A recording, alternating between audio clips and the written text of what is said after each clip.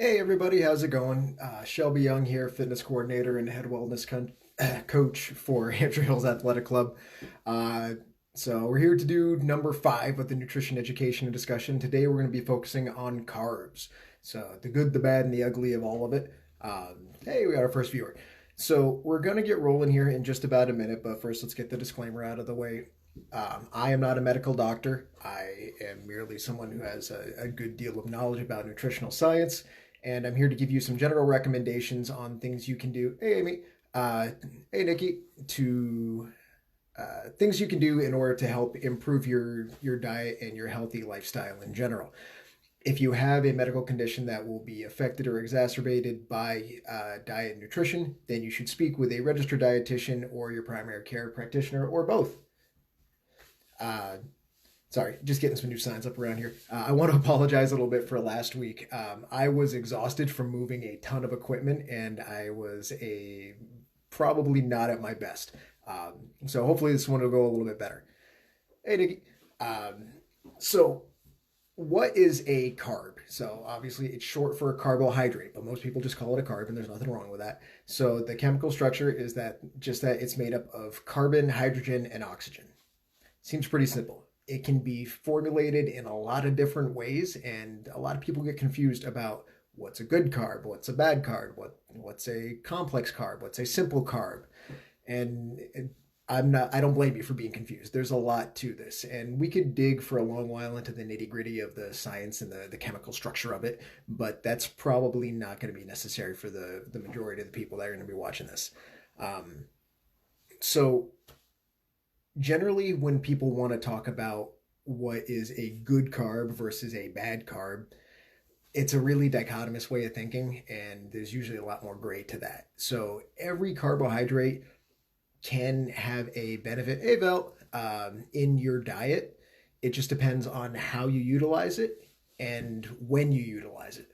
So obviously we've talked a little bit about ketosis on previous videos. So look back to our discussions 1 and 2 if you want a little bit more data on that. But when someone goes for ketosis or keto, they're trying to keep their carbohydrate intake very, very low, usually less than 10%, some less than 5%. Some of them go absolutely no carb. And for certain people, that's beneficial. Like I said, it's been used for a long time to treat epilepsy and a few other conditions.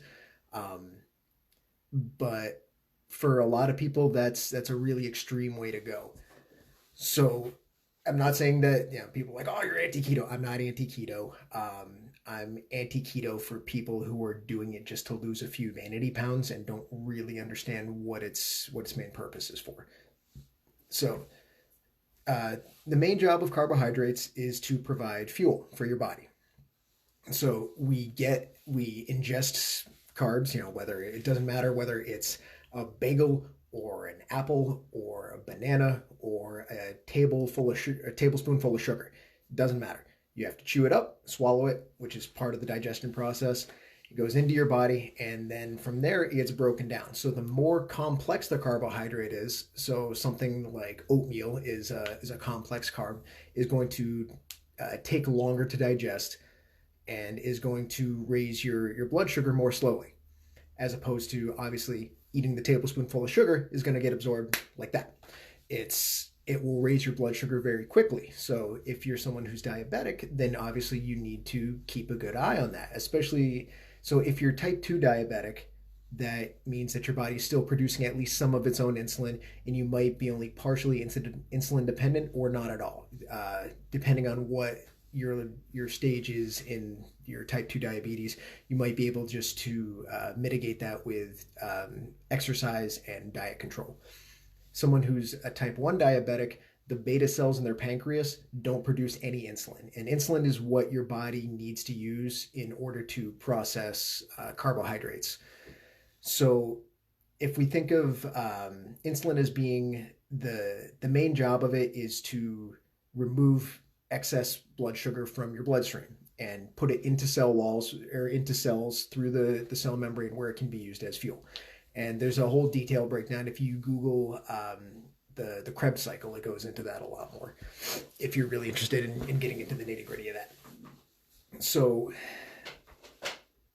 generally, we want to try to use the majority of our carbohydrates are going to be from nutrient dense, which means it has a lot of vitamins and minerals into it, complex carbohydrates.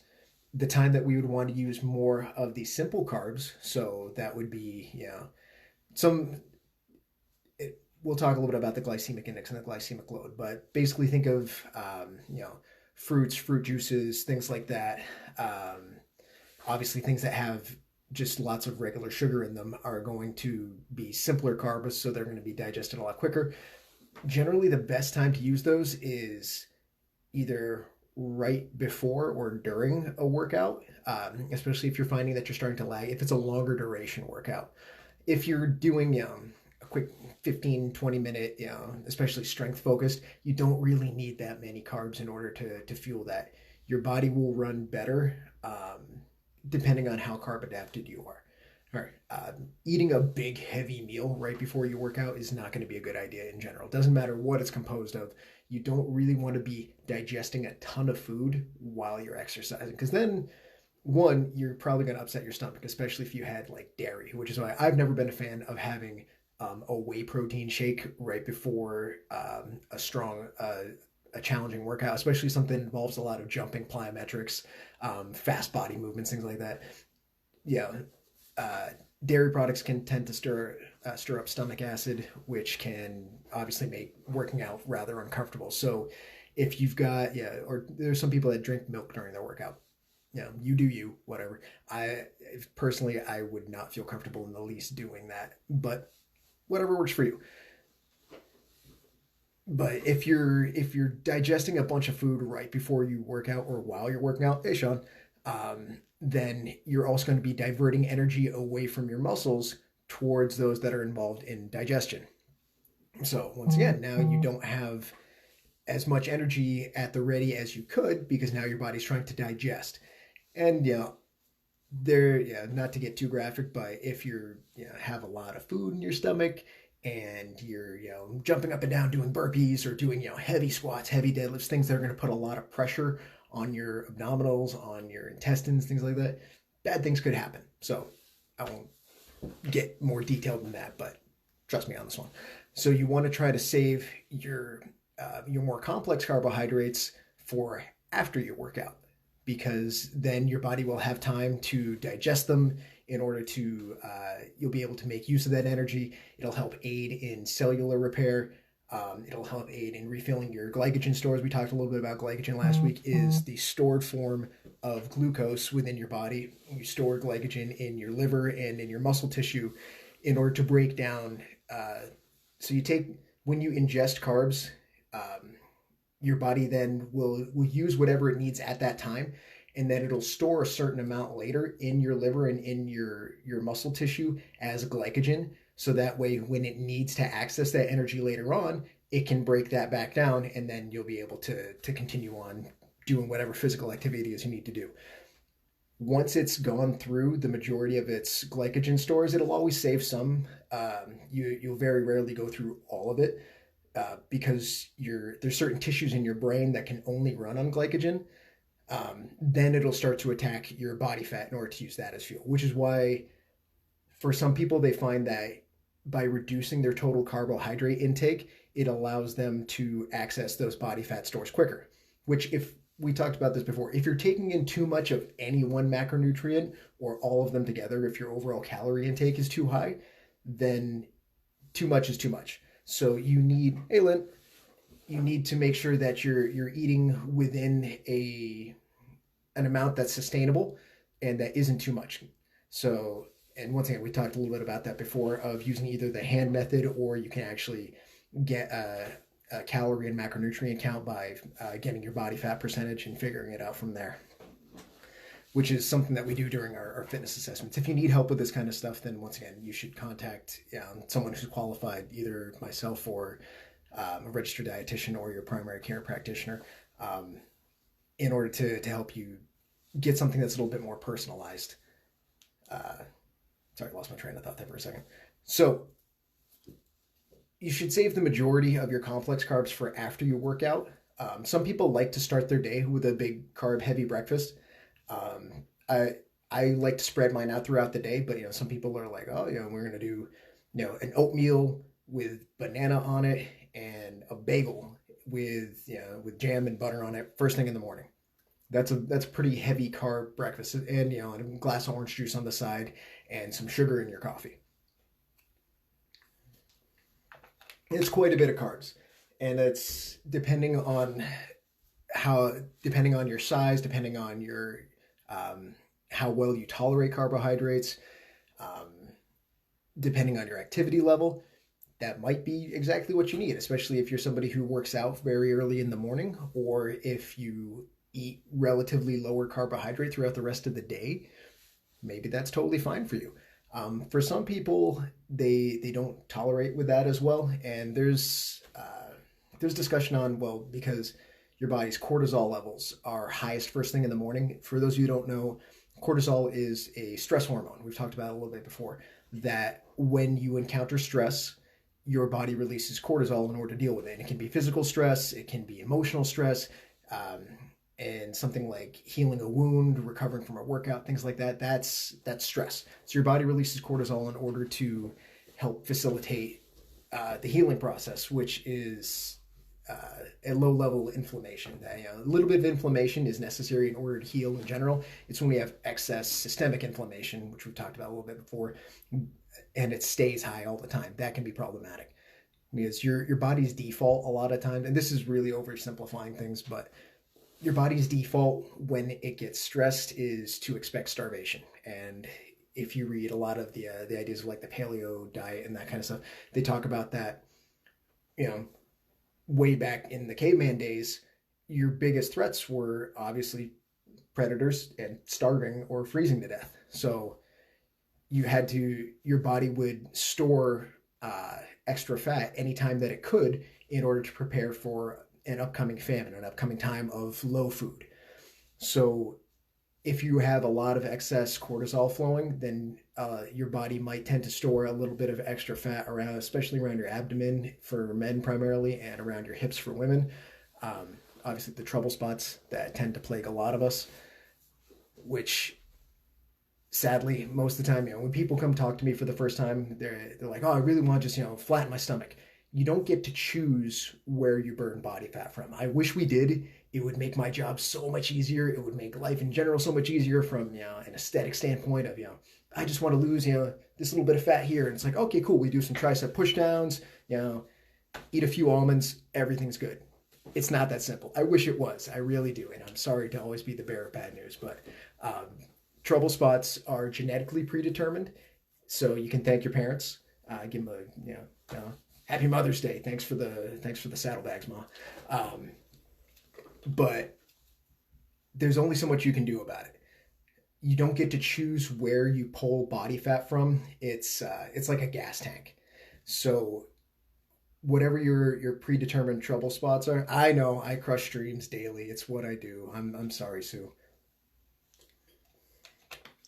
So as you start to lose body fat, unfortunately, the trouble spots will tend to be sometimes the last places that the fat will come off from.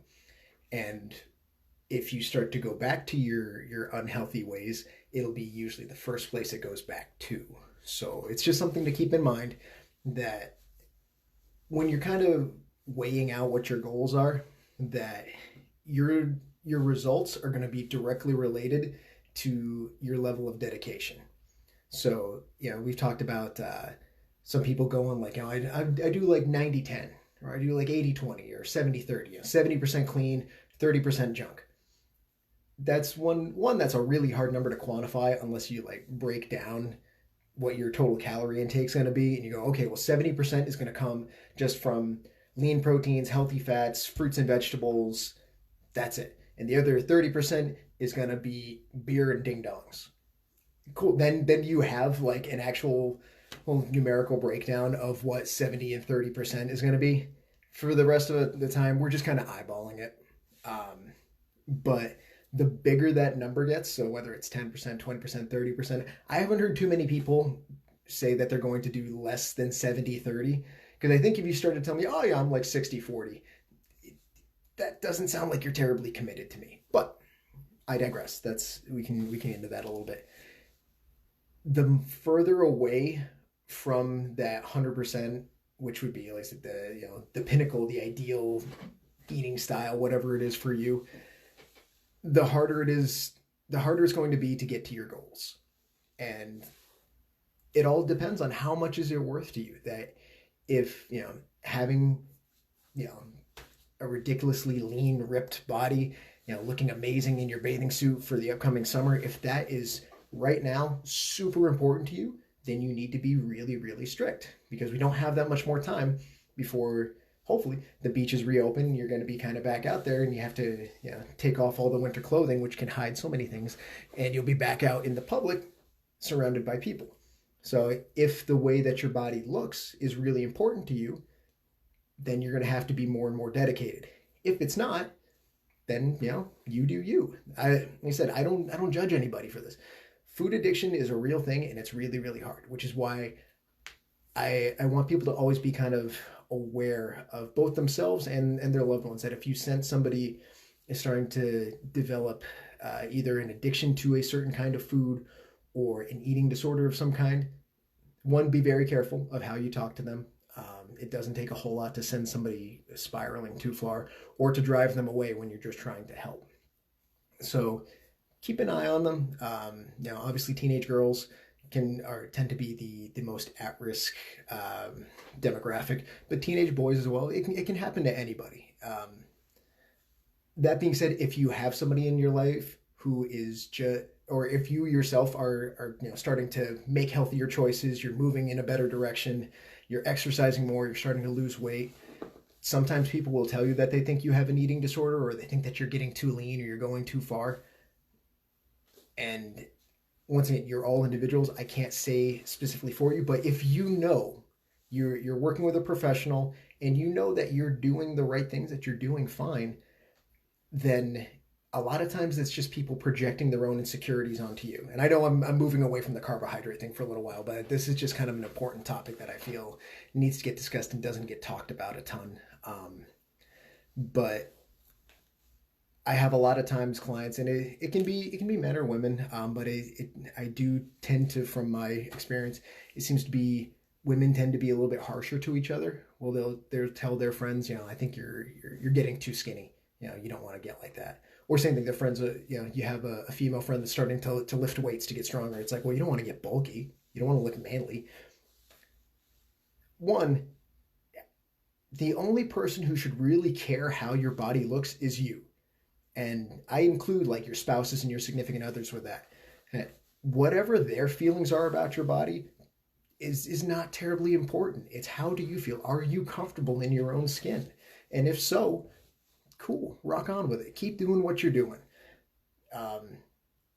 But it really grinds my gears when I have people tell my clients, it's just like, well, you're getting too skinny. You're building too much muscle. You're losing too much weight. It's there. Once again, there's healthy dieting. There's healthy eating. There's having a healthy level of body fat. And then at the extreme ends, you can go too far. It can and that can happen. So while it's good to keep an eye on your family and your friends, you need to also be careful that you're not just projecting your own self-esteem issues onto them. That if you tell someone, well, I think you're getting too muscular, are they happy with how they look? Are they healthy? Then what's the big deal? If you're upset that your drinking buddy doesn't come out with you quite as much because now he or she's trying to keep an eye on their figure and doesn't really want to pound 6 beers a night, then let them be them. Anyway, let's get back to carbs. That was a little bit digression there into food psychology. But so you'll hear about a couple different things where people will talk about glycemic index and glycemic load. And I know I've mentioned this before, but you really want to look at the glycemic load of the food. The glycemic index was something that was started a little bit earlier, and it was mostly used, once again, for diabetics in order to know how much their blood sugar was going to rise when they ingested certain kinds of carbohydrates.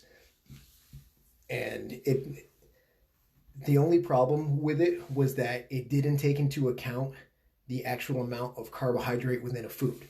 And once again, I apologize for retreading this, but I know I've mentioned it before. Like watermelon is always my prime example. That it's really, really high on the glycemic index, but when you look at the glycemic load of it, it's actually really low. So somebody who's only going by the index would think, oh, I need to avoid watermelon. But in fact, you might be totally fine having watermelon because it's primarily water. It's in the name of it. And, you know, from a personal standpoint, watermelon's delicious. So eat your watermelon. It's good for you. Spit the seeds out. They don't grow in your stomach. That's an old wives' tale. But generally, when you're trying to balance out your eating styles, your blood sugar, then most of the time, like I said, you're going to want to save your biggest whack of carbohydrates for right after you finish an intense workout, because that's when your body's going to be at its most insulin sensitive. It's going to make the best use of those carbohydrates. But in the end, you can kind of spread it out with however feels best to your body. Everybody's wired a little bit differently, but that tends to be kind of physiologically how your body's going to make the best use out of it. But, you know, like I said, depending on what your workout was, if it was something, Jody teaches the Tabata classes on Fridays. Those are pretty brutal. You probably don't want to have a big heavy meal right after that, but that might be the time that doing something like a smoothie is a little bit more appropriate, where your body's not ready to digest, a sweet potato, and a couple chicken breasts. That's a pretty heavy dose of food, but something that's a little bit more liquid nutrition that's going to get absorbed quickly, that's not going to upset your stomach, that might be a better way to go with that. So the way that different carbs are structured are going to affect your body slightly differently. Things that are higher in fructose are going to generally go directly to the liver. So something like applesauce tends to have a little bit higher fructose in it. So one of the kind of go-to carb refuels that we used to do would be a sweet potato with some applesauce on it, because the sweet potato is going to be a slower absorbed carbohydrate that's going to help refill your muscle glycogen. Hey, Rick. And the applesauce is going to help refill your liver glycogen. So that way you're going to be refueled and ready to go for whatever it is you got to do throughout the day. It's going to help your body repair. And then same thing if you're doing chicken or cottage cheese, or which, I'm not talking about food combinations here, but getting some kind of a healthy protein source in there as well is going to help you get those amino acids that you need to rebuild your muscle tissue after a difficult workout. So that's where a lot of times it gets called like a bro meal. It's a bodybuilding kind of bro meal that, you had your chicken breast, your sweet potato with your applesauce, and then, some broccoli or asparagus, to make sure you get some veggies in there, some green vegetables. And it might get mocked a little bit, but it's been used for a long time for a reason. It works really well. Once again, that's if you're going the carbohydrate, the higher carbohydrate route. Once again, if you're going lower carb or in keto, then that's obviously going to put you way over what you've allotted yourself for that time. Now, for people that are doing endurance events, people that carbo load, prior to big races, you want to make sure that you still have time for your body to digest that. And one of the big mistakes that I hear a lot of people do is, so if you have somebody who generally runs fairly low carb, and then they're like, I'm going to eat a giant bowl of pasta that morning. It's like, you're not going to be feeling good. Your body has now adapted to running on a lower carbohydrate. Well, it doesn't mean that you shouldn't increase your carbohydrate intake, especially if it's going to be a pretty long race. But you don't want to put way more in than what you've normally had, and you don't want to use a food source that you're not normally used to using, because your body's not going to be adapted to it. Your body keeps enzyme levels within your gut at a certain level in order to digest the foods that it's used to taking in. So when you bring in something novel, something that it hasn't had in a long time, then a lot of times you're going to get more gastrointestinal distress and things like that. And you'll sometimes hear of like ultra marathoners, eating cheesecake and things like that while they're running, because they can't take in enough regular fruit carbohydrates and things like that in order to fuel their bodies to keep going with that particular activity. But those are kind of the rarity. Once again, we don't use the extremes as our rules. That's all right. So you generally want to stick with the foods that your body's used to using. And also, yeah, once again, people that do move marathons, ultra marathons, things like that, it's going to be kind of a special population that's going to need to tweak and play around with their own diets and fuels. And you should talk to somebody who specializes in working with endurance athletes if that's something that you're looking to get into. Because it is its own science, its own culture, its own thing with that. And most of the time, like, I can give you general recommendations and ideas, but the furthest distance race that I've done was 14 miles. So I really don't know what it feels like to run 26.2 miles or even further than that. I don't know if I'd want to know what that feels like, but to each their own. If you love it, you love it, and you run with that. But definitely after an event like that, you're going to want to take your time refueling, take your time rehydrating, especially refueling your electrolytes. That's where pickle juice, some people remember, kind of became a big thing the last year or two because it has a lot of electrolytes in it. So people were carrying pickle juice packets while they were running and ingesting those. That's also where things like blocks and gels and things like that are going to be replacing electrolytes and replacing carbohydrates while you're running. It's also kind of the idea of, we talked a little bit about electrolyte replenishment, that for things like if you're just doing a 30 or 45 minute regular workout, you probably don't need like traditional Gatorade. It just has way too much sugar in it. And yeah, well, you'll get the electrolytes from it. You're probably not using as many as you think you are. Unless you're running at like a fairly low carbohydrate or low electrolyte level throughout the day as it goes along. Then you might want a little bit more of that. But generally, you're going to want to probably cut it with water by maybe up to 50% or more, just so that way you're not getting such a huge whack of sugar all at once. But once again, everybody's wired a little bit differently. And there's a lot of different ways to get your carbohydrates and your electrolytes in. If you guys have specific questions about any of this stuff, once again, feel free to leave me a message here, or you can email me, syung@hampshirehills.com, and I'll be happy to answer questions. If you want to talk about distance nutrition coaching, once again, I'm happy to work with both new and returning members. I'll help you out as much as I can. If something is outside my scope of practice, we have some good registered dietitians that I can refer you out to. But I hope you guys are enjoying these. I'm enjoying doing them. And again, I will see you all next week, Mondays at 1 p.m. Hope everybody's staying safe and healthy out there. Bye.